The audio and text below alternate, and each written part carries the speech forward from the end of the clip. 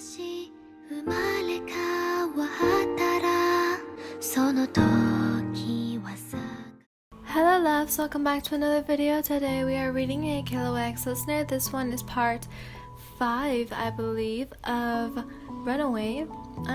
This one I call YN's Secret. And without further ado, let's get into the video.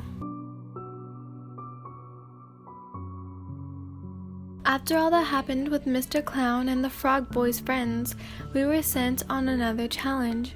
It was one where we had to actually leave the place we were and go somewhere else. So, I guess the real exam's starting now, Killua said as we boarded the blimp. Yeah, guess so. I responded with the same monotonous voice he was using. I was holding onto Killua's back as he gave me a piggyback ride, one of the things we used to do before we ran away. Well, it's already pretty late. We should take a shower, eat, and go to bed. We walked down the hall as the man who was our judge, I don't really know what he was, though he seemed similar to a judge, so that's what I assume he was. He gave us a small tour of where the eating area and the rooms were.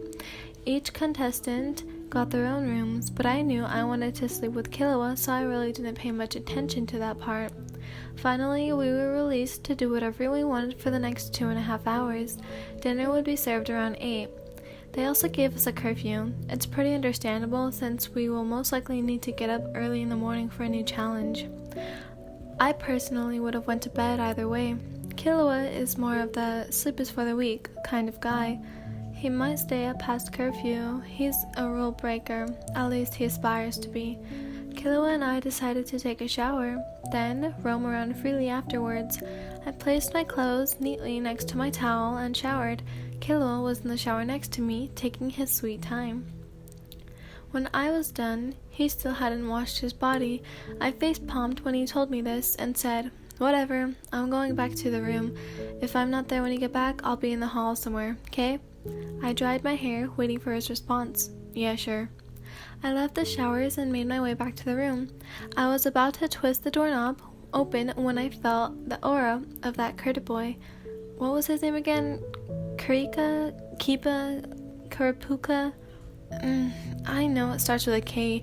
Just give me some time, I thought, rubbing my head. "You're that person from earlier, the one who sensed the aura." I snapped out of my dumb self and replied with dead eyes. "You sensed him too." The boy seemed to hesitate for a mere moment before pulling himself out and fully replying. "Do you know who I am?" He asked as a question, but I heard it as a statement. I simply smiled and again started fiddling with the doorknob to Killua's room. "You're sharp. So is that other kid. You have similar aura. Did you perhaps come from the same..." This time it actually sounded like a question. "Yeah." "What's your business here?" I scoffed. "If you mean what my business is with you, I have none, and neither does Killua."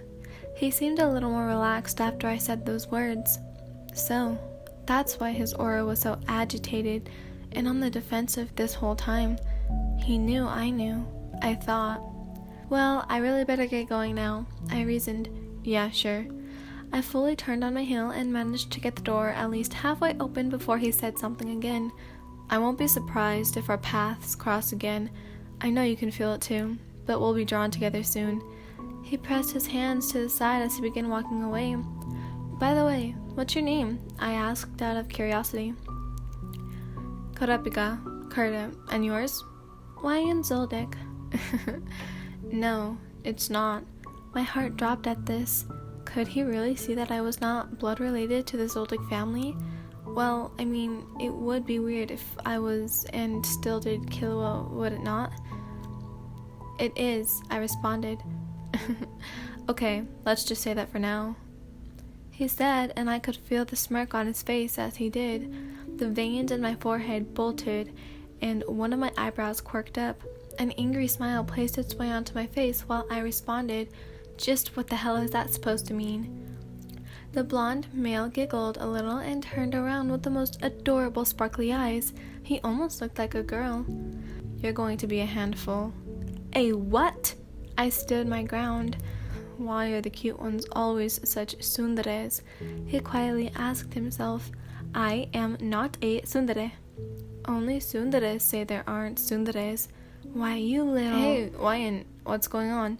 I heard Killua's voice and whipped my head to see him approaching with a toothbrush in his mouth. Killua, I breathed out. Am I a tsundere? He stopped and looked at me for a second. He stared at me intently, narrowing his eyes and placing his hand on his chin for, I'm guessing, further inspection. Wait, is he actually thinking about it? He then stopped altogether and began walking inside the half-open door. Sometimes you can be. Just like that, the veins popped up again. Hey, what could I say? It's your personality. Oh, come on, stop being so sensitive. Tsunderes are cute. I happen to love tsunderes, he said in a teasing manner, making me blush 10 times darker than normal. Oh, did I hit a soft spot? He began getting closer and closer to me as I backed away. You're such a player, I barked at him, though it seemed to get me nowhere, and eventually he got close enough to where if I turned my head to the side, even just a little, I'd end up smacking his nose with mine. I thought you liked me. Why are you being so mean, Ryan? Oh, hush you. I glare and chop him on the head. Ow, so mean. He walks away and plops on the bed. You're sleeping with me, right? Of course, I reply. I mean, as if he expected me to sleep anywhere else. I've never slept in any other room besides mine at the home. Ever since we left, I've slept with him. He keeps me sure of everything, and because we've never slept anywhere other than the mansion, we sleep together to assure each other we're both safe in our most vulnerable states.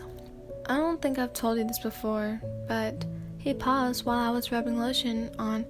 This made me stop what I was doing to look up as well. I stayed silent, but gave him a nani expression. You're an idiot. I mean, come on, who puts on even lotion on different sides of both legs? He deadpanned, and honestly, why are you one of the smartest people I know? So dense at simple things like matching clothes. You're also an airhead who forgets things constantly. Hey to all the haiku fans listening to this, I said in a defending tone. Who said we could start complaining about each other? Because if I had known that, I would have started a long time ago. Like, how your legs you're are not so so great thin. yourself. I I mean, can name come 100 on, things that you do that just don't make sense sometimes. Like that time when you introduced a male. I mean, who does that? And don't even get me started. Just male. What kind of monster are you?